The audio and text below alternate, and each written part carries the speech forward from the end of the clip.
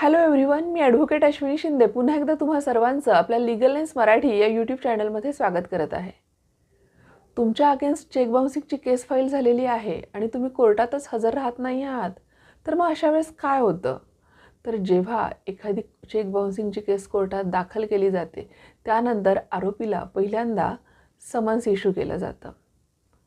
जर समन्स काढूनही कोर्टात आरोपी हजर नाही झाला, तर त्याच्या अगेन्स्ट बेलेबल वॉरंट, ज्याला आपण जामीनपात्र वॉरंट असंही म्हणतो, ते इश्यू केलं जातं. आणि तरीही कोर्टामध्ये तो आरोपी हजर नाहीच झाला, तर मात्र त्याच्या अगेन्स्ट नॉन बेलेबल वॉरंट हे इश्यू केलं जातं आणि त्याच्यामधून पोलीस त्याला अटक करू शकतात. जर एखादा आरोपी एवढं सगळं होऊनही कोर्टात हजर होतच नसेल, तर कोर्ट अशा व्यक्तीला फरारसुद्धा घोषित करू शकतं. त्यामुळे जेव्हा चेक बाउन्सिंगची केस होतीये, त्यावेळेस सतर्क राहा, कोर्टामध्ये हजर राहा, कायद्याचा मार्ग स्वीकारा.